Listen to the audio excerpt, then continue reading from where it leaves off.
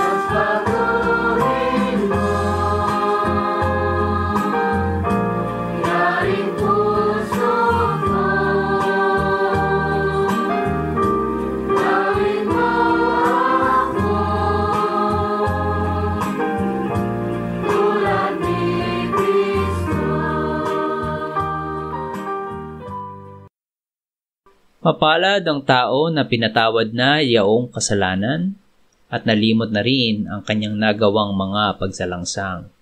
Mapalad ang taong sa harap ng Panginoon ay di na pinararatangan ng kasalanan, dahilan sa siya ay hindi nanlilinlang. Nung hindi ko pa naipapahayag yaring kasalanan, sa buong maghapon ako'y nananangis sa matinding lumbay.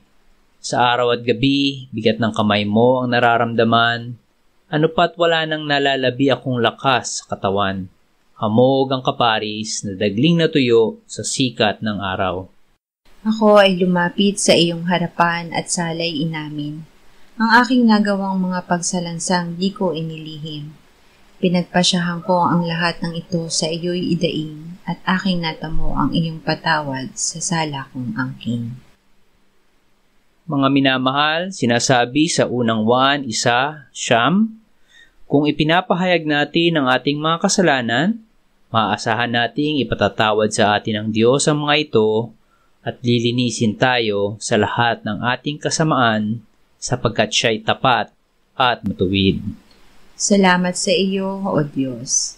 Pinatunayan mo ang iyong pag-ibig sa amin nang si Kristo ay mamatay para sa amin noong kami mga makasalanan pa. Ngayon ay buksan mo ang aming mga labi at kami ay magpupuri sa iyo.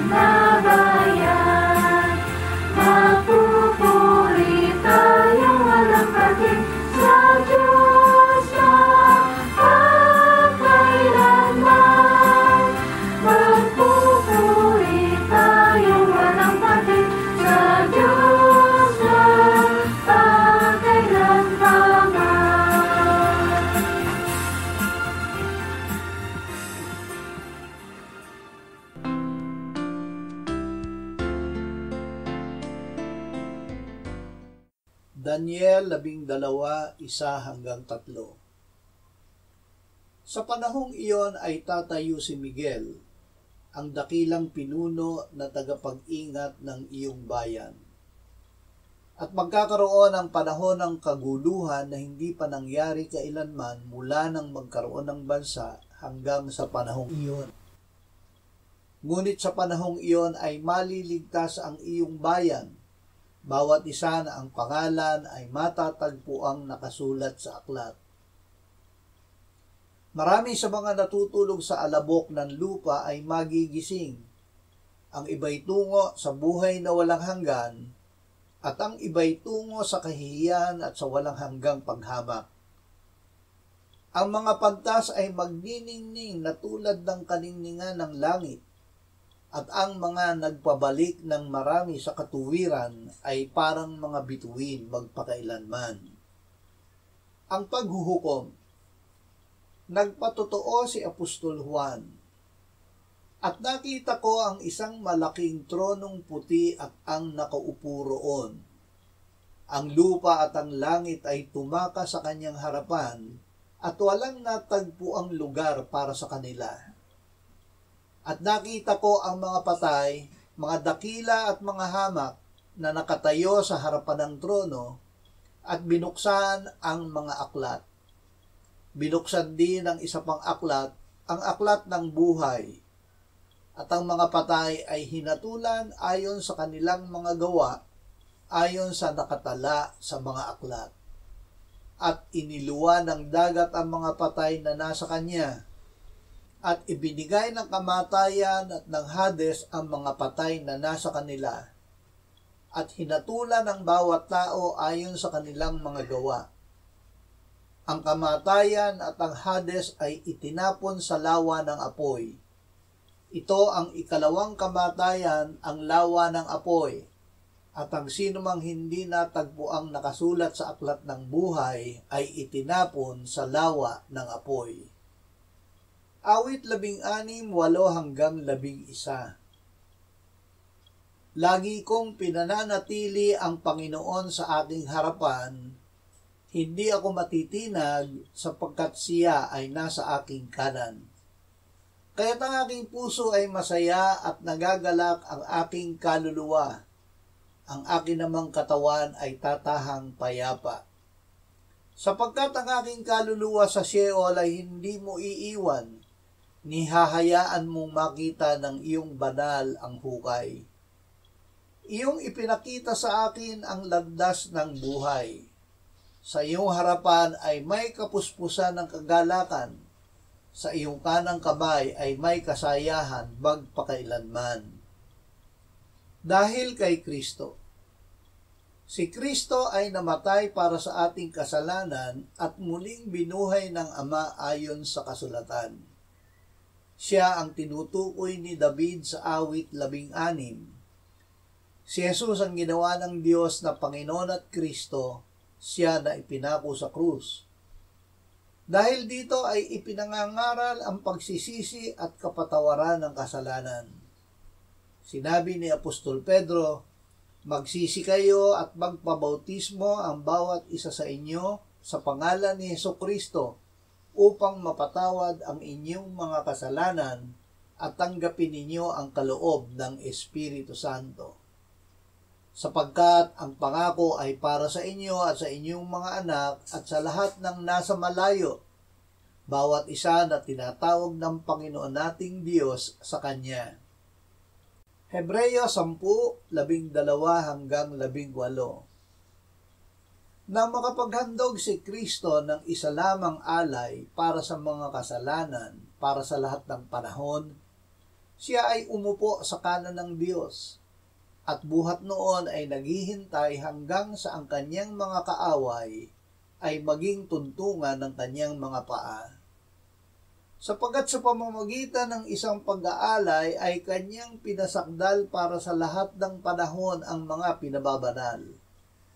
At ang Espiritu Santo ay nagpapatotoo rin sa atin, sapagkat pagkatapos niyang sabihin, ito ang tipan na aking gagawin sa kanila pagkatapos ng mga araw na iyon, sabi ng Panginoon, Ilalagay ko ang aking mga kautusan sa kanilang mga puso at isusulat ko ang mga iyon sa kanilang pag-iisip.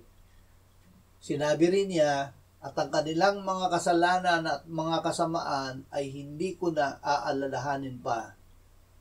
Kung saan may kapatawaran ng mga ito, ay wala ng pag-aalay para sa kasalanan. Itinalaga sa pagkukupkop.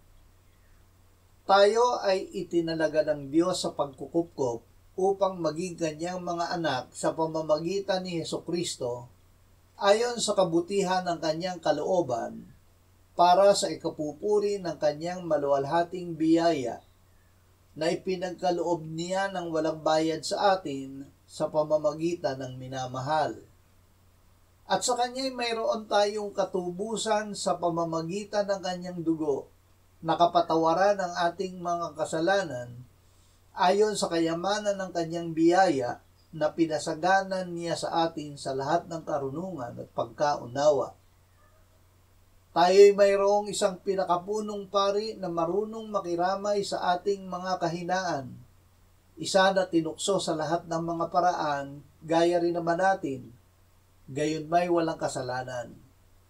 Kaya't lumapit tayong may katapangan sa trono ng biyaya upang tayo'y tumanggap ng awa at makatagpo ng biyaya na makakatulong sa panahon ng pangangailangan. Marcos 13:5-8 Si Jesus ay nagsimulang magsabi sa kanila, "Mag-ingat kayo na baka mailigaw kayo ng sinuman.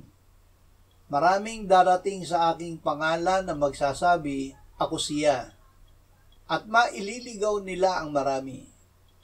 Subalit kapag nakarinig kayo ng mga digmaan at ng mga bali-balita ng mga digmaan, huwag kayong mabahala.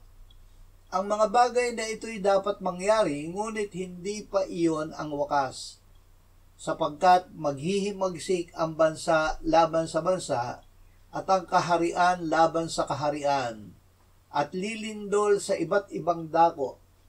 Magkakaroon ng tagutom. Ang mga ito'y pasimula lamang ng paghihirap. At kailangan munang maipangaral ang ebanghelyo sa lahat ng mga bansa. Kailangan munang maipangaral ang ebanghelyo. May darating na matinding kaguluhan at kapighatian bago dumating ang Panginoong Hesus. Magkakaroon ng matinding paghihirap na hindi pa nangyayari buhat sa pasimula ng sanlibutan hanggang ngayon at hindi na mangyayari kailanman. At kung hindi pa iikliin ang mga araw na iyon ay walang makakaligtas na laban. Subalit alang-alang sa mga hinirang ay paiikliin ang mga araw na iyon. Walang nakakaalam kung kailan magbabalik ang Panginoon maliban sa Ama. Hindi pa ito dumarating dahil nagtitiyaga pa sa atin ang Diyos, dahil hindi niya ibig na sino man ay mapahamak, kundi ang lahat ay dumating sa pagsisisi. Ito ang dahilan kung bakit sinabi ng Panginoong Hesus na bago siya magbalik, ay kailangan munang maipangaral ang Ebanghelyo sa lahat ng mga bansa. Kilalanin si Jesus sa harap ng mga tao. Sinabi ng Panginoong Hesus, "Ang bawat kumikilala sa akin sa harapan ng mga tao ay kikilalanin ko rin sa harapan ng aking Ama na nasa langit." Ang pagkilala kay Jesus ay pagsasabibig na siya ay nabatay para sa ating kasalanan ayon sa kasulatan, inilibing at ng ikatlong araw ay binuhay mula sa mga patay ayon sa kasulatan. Ito ay pagpapahayag ng Ebanghelyo na kapangyarihan ng Diyos para sa kaligtasan ng bawat sumasampalataya. Ipahayag natin ang Ebanghelyo upang ang makarinig ay sumampalataya sa kanyang puso na si Jesus ay binuhay ng muli ng Ama, at ipahayag ng kanyang labi na siya ay Panginoon at sa gayon ay maligtas.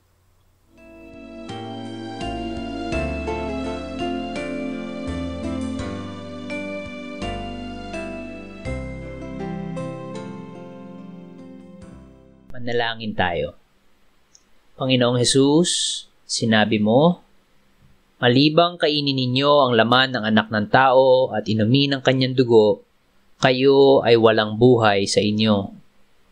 Ang sino mang kumakain ng aking laman at umiinom ng aking dugo ay may buhay na walang hanggan, at akin siyang muling bubuhayin sa huling araw.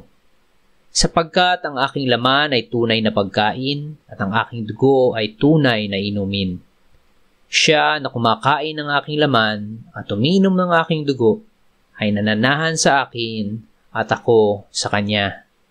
Kung paanong buhay ang Ama na nagsugo sa akin at ako ay nabubuhay sa pamamagitan ng Ama, gayon din siya na kumakain sa akin, siya man ay mabubuhay sa pamamagitan ko. Panginoong Hesus, aming tagapagligtas, tinatanggap ka namin sa oras na ito bilang aming tinapay ng buhay. Tinatanggap namin ang iyong katawan na ipinako sa krus, namatay, inilibing, binuhay na muli, at iniakyat ng Ama sa kanyang kanan sa langit bilang aming tunay na pagkain. Tinatanggap namin ang iyong dugo na nabuhos sa ikapagpapatawad ng aming kasalanan bilang aming tunay na inumin. Manahan at mabuhay ka sa amin upang kami ay mamuhay sa pamamagitan mo kung paanong ikaw ay namuhay sa pamamagitan ng Ama. Salamat, Ama, sapagkat dahil kay Kristo, kami ngayon ay nakapamumuhay kasama mo kaisa ng Espiritu Santo. Sa iyo ang lahat ng kaluwalhatian, ngayon at magpakailanman. Amen.